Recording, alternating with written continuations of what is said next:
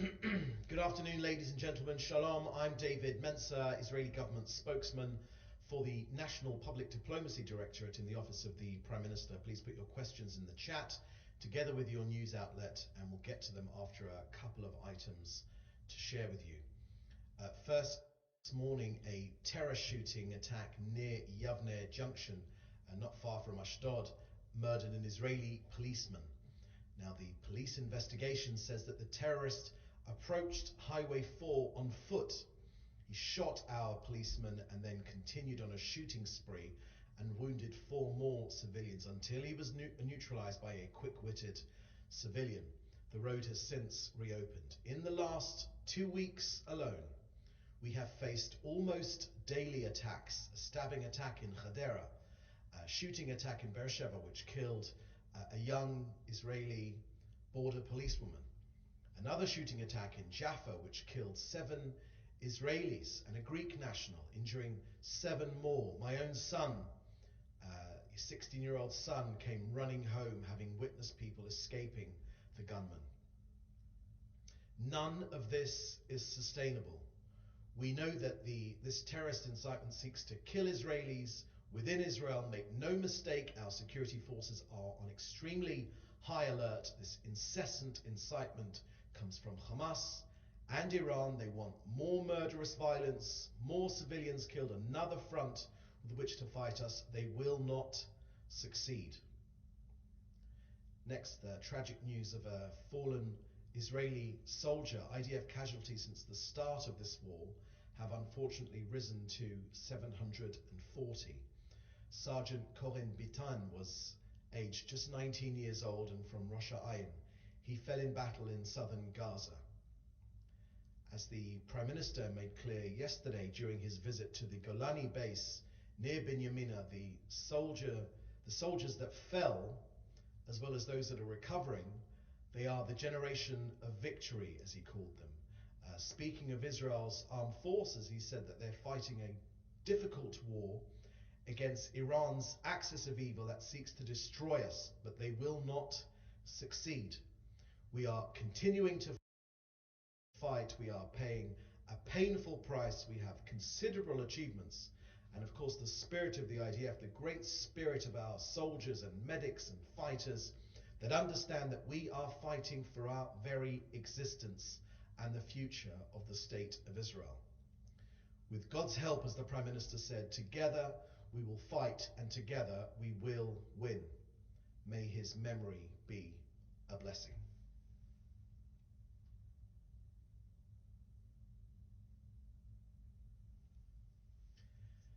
Next to our battle against Hezbollah, the terrorist proxy in the north, Israel is conducting limited, localized, targeted raids in southern Lebanon based on precise intelligence. Why? Firstly, to get our people home, 65,000 of them, back to their homes in sovereign Israeli territory. We're getting to the terrorists and eliminating them. We're locating their weapons and destroying terror tunnels and significant underground infrastructure. You can see those pictures on the IDF's Telegram channel. Very comprehensive pictures and videos of this terrorist infrastructure and the vast array of weapons which we've captured. The IDF has uncovered dozens of terrorist tunnels, including those that actually cross into Israel itself. IDF troops have eliminated dozens of these terrorists in close quarters combat, and the Israeli Air Force strikes have located vast quantities of this weaponry. Now, on UNIFIL, the Prime Minister said that the charge that Israel deliberately attacked UNIFIL personnel is not correct. It's exactly the opposite of the truth. Israel repeatedly asked UNIFIL to get out of harm's way. It repeatedly asked them to temporarily leave the combat zone, which is right up against our border with Lebanon. In fact, on the very day that Israel began its ground operation next to our border with Lebanon, we asked UNIFIL specifically, please leave the area so that you're not harmed. Of course, Israel is not fighting UNIFIL. It's not fighting the people of Lebanon, but it is fighting the Iranian proxy, the terrorist organization of Hezbollah, which uses Lebanese territory to attack Israel. Hezbollah attacked Israel last year without any provocation on October the 8th, a day after the Hamas massacre, and has continued to do so, to attack us ever since, and has now launched close to 12,000 rockets and missiles against Israel. Hezbollah uses Hezbollah uses UNIFIL facilities and positions as cover while it attacks Israeli cities and communities. These attacks have claimed the lives of many Israelis, including on Sunday. Israel has every right to defend itself against Hezbollah and will continue to do so. We do, of course, regret any harm done to UNIFIL personnel, and the IDF is doing its utmost to prevent such incidents. But the best way to ensure that the safety of UNIFIL personnel is maintained is for UNIFIL to heed Israel's request and to temporarily get out of harm's way. Lastly, an update from COGAT and their work coordinating aid into Gaza, with IDF operations in Gaza's Jabalia area targeting Hamas, the remaining elements of Hamas. Hamas are, of course, embedding inside civilian areas. So Israel is getting humanitarian aid to Gaza's residents, particularly in the medical field in northern Gaza. Over the last few days alone, COGAT have facilitated 33 patients, accompanying personnel, and hospital staff from Kamal Adwan Hospital to other functioning hospitals in Gaza.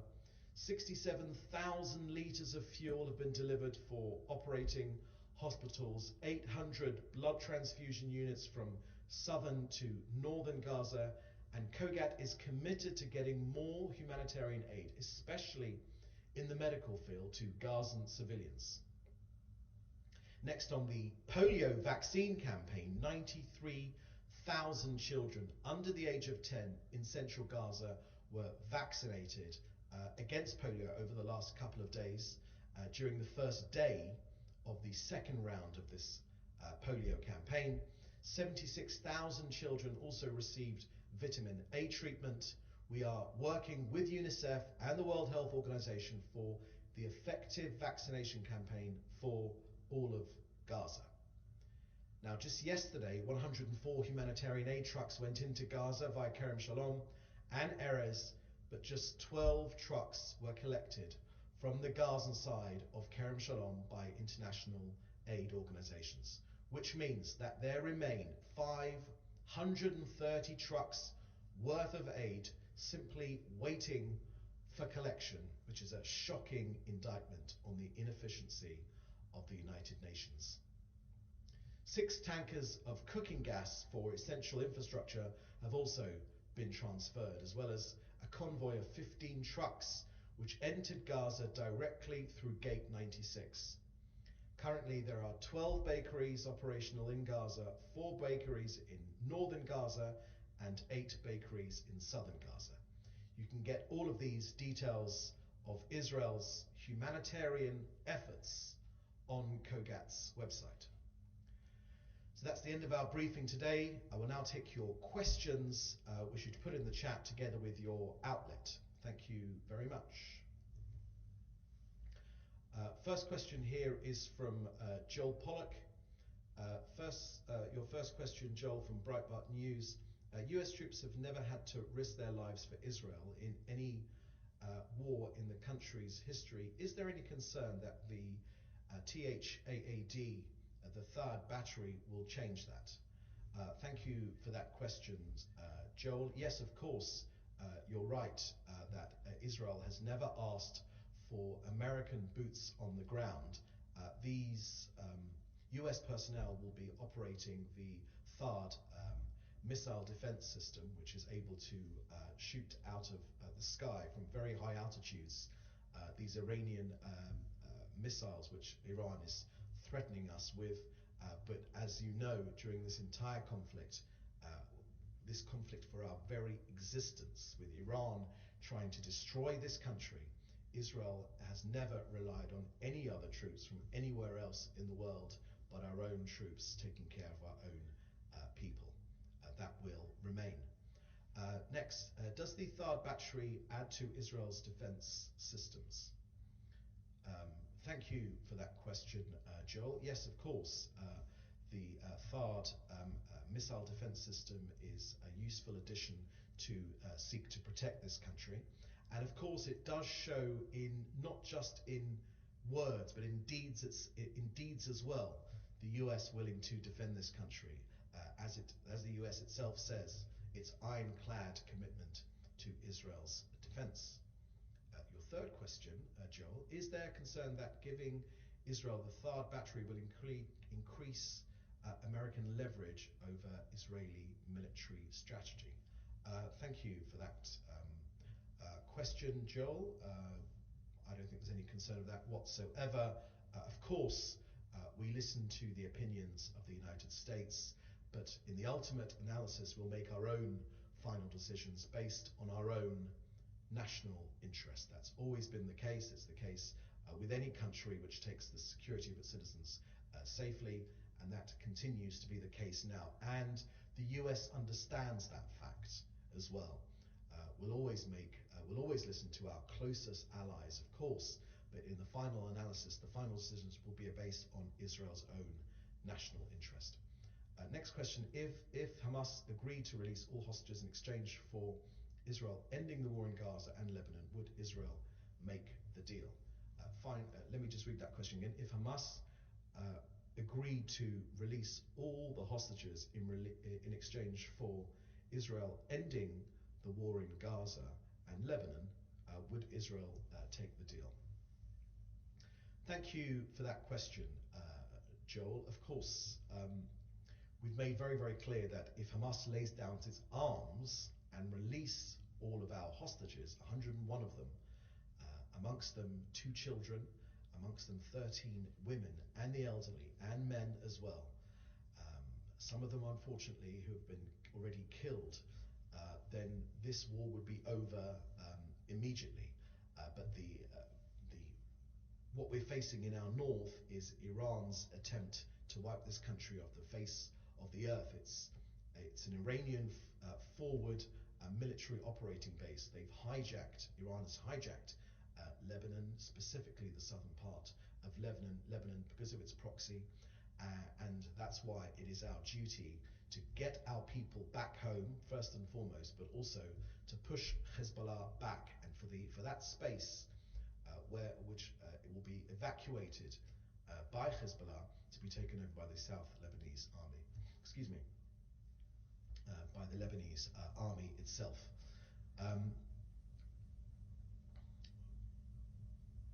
If you want any other information about Israel's strategy to release its hostages, then Gal Hirsch, Brigadier General Gal Hirsch, who is the government's own coordinator for hostage negotiations, is the best person to reach out to within the Israeli Prime Minister's office itself. And also, you can check out his interviews, which he's made in the US media, where he's provided some innovative ways forward to try and get our hostages back home, and other things which could happen to make sure that, to bring that about. They're an open wound in Israeli society, Joel. I don't need to tell you. It's more than a year now that they've been held. It's an open wound. That what their families are going through, as the Prime Minister said, is unspeakable cruelty.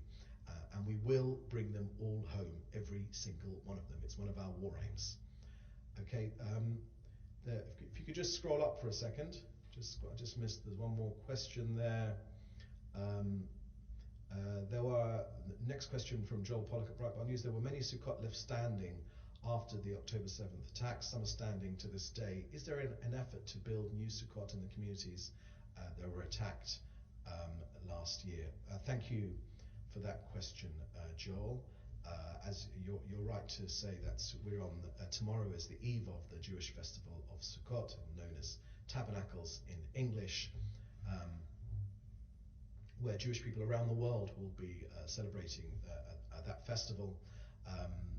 You'll have to speak to the local communities around Gaza to get from them directly what the situation is regarding that question. Okay, next question here I can see is from Fred Ager, and you're saying that the UK Secretary of State for the Foreign Commonwealth Office and the EU High Representative for Foreign Affairs, Joseph Borrell, after a meeting, released a joint statement calling for immediate ceasefire, release of hostages, humanitarian aid, and a two-state solution, emphasizing UNIFIL's role in protecting peacekeepers and civilians. What is Israel Prime Minister's Office response to UK and EU's foreign policy representatives' call? Thank you for that question, Fred. I don't recognise anything new in that question you've put to me. There's lots of elements in what you've put forward there. The war in the north will end when Hezbollah are behind the Litani River and we get our people home. We've had almost 12,000 rockets on our head. They continue to fall all the time. I encourage you to look at the IDF's Telegram feed, where you'll see details of that incessant rocket fire. We need to get our people home. Hezbollah are being pushed back right now, and the footage which the IDF have recently released of not only the vast quantity of weapons, but also the terror tunnel network, which tunnels actually burrowing under our border and coming out, seeking to carry out another October the 7th style massacre. We simply will not let that come to pass. Okay, next question, Washington Post from Fred Ager. Okay, the Washington Post recently reported the IDF seized documents revealing Hamas planned a September the 11th style attack on Tel Aviv Israeli towers, including discussion with Iran and possibly Hezbollah. Do you confirm such reports? And for the day after, should Israel maintain a strong military presence in Gaza, Judea and Samaria, and the north of Israel? Thank you for that question, Fred. There's a lot in there. Let me take the first part of the question regarding there were arrests. We've all seen reports of arrests made by Israeli police and anti-terror police regarding a threat to key points in our country. You mentioned in Tel Aviv in particular, and I would point you to those reports, and I would point you to the police who carried out those arrests and the anti-terror our anti-terror forces which have carried out those arrests. I haven't got anything more to add on that particular story, except to say that we are facing the most brutal terrorist army.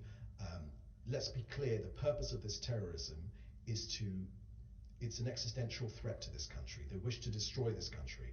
And our primary effort, the primary responsibility of this country is to protect the security of our citizens. And that is precisely what we are doing. No one on this earth should be in any doubt whatsoever of this government's commitment to carry out that responsibility to protect our citizens.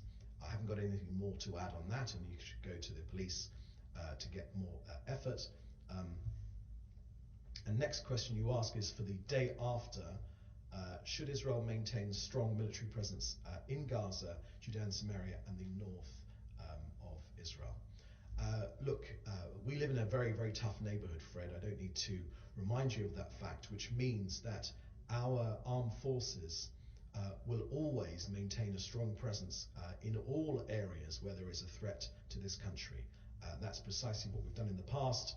We were taken by surprise on October the 7th, but all of us here are working flat out to ensure that that does not happen again, and we are removing the threats of the seven-fronted Iranian-backed war against us, which seeks to destroy this country from wherever it comes.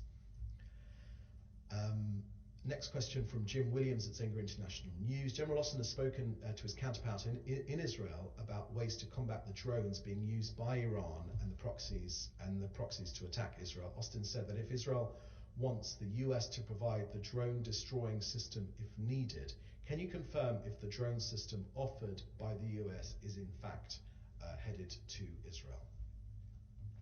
Thank you, Jim. I haven't got any update on that in particular, and we'll provide, the IDF no doubt will provide some details on that as and when we are ready to share them. Last question I can see here from Joel Pollack at Breitbart News. The New York Times claimed yesterday that Israel is using Palestinians as human shields in Gaza, forcing people to enter tunnels. Have you seen that report, and what is Israel's response? Thank you for that question, Joel. Yes, I have seen that report, and the IDF will always strictly adhere to the rules of war. We are a law-based society, a law-based government. All of the IDF, in its efforts to destroy this terrorist menace, let's remember that the terrorists have no regard whatsoever for international law. In fact, they seek to abuse international law, as evidenced by them holding 101 of our hostages. Israel will always uphold international law and the laws of warfare and conflict. That's key to this country and this government's outlook. And I haven't got anything else to add other than that. Okay, that's the last question today. Now, for the coming period, as I mentioned, we have the Festival of Sukkot, Tabernacles in English, which starts tomorrow evening. There'll be no briefing tomorrow, and the next briefing will be next week. So, please do stay safe. Thank you for joining us, and goodbye.